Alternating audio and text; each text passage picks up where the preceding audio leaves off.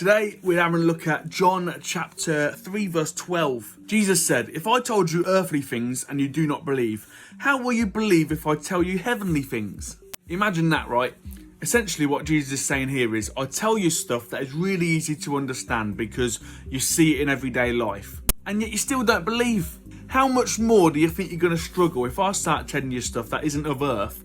How is your brain going to comprehend? It's the same whenever we speak as preachers as well, in all honesty. Sometimes we have to hold back a little bit from the heavenly stuff because folks just don't quite get it. Let's take Jill for example. Jill has imagined her own heaven. She thinks that Grandad is now looking down on her because he was good in her eyes. Essentially, she's made up a place that has an entry fee, which is a moral code according to her own morals. She reckons that in her heaven, there's going to be golden roads and loads of food and booze. She thinks that anyone who is good according to her values is going to get into that heaven. Shock horror, Jill! Your heaven is in your imagination. It doesn't really exist.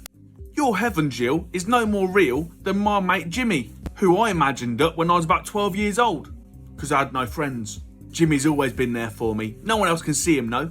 But that doesn't make him any less real, right? Wrong! Jill, your heaven is about as real as my mate Invisible Jimmy. And so when you say Grandad's looking down on me, unfortunately, Jill, I'm probably going to have to tell you he is. Because the only heaven that is real is the one that Jesus speaks of in the Bible.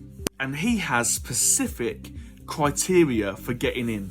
It's not whether Grandad was good in my eyes, it's whether Grandad was good in God's eyes. And unfortunately, Jill, the amount of people that put rest in peace for people that are probably going downwards instead of upwards is a shame because they're totally deluded. That's rough, right? And yet we'll let that wash over us and we're not going to pay any attention to it because we just can't comprehend or accept the truth of Scripture. Essentially, we're deliberately ignorant because sometimes it hurts less to be ignorant, right? I, for one, I'm after truth and nothing but the truth. So if I want to know about heaven, I'm going to search my scriptures. Maybe you should too. No Jills were hurt in the making of this. I hope you have a great day.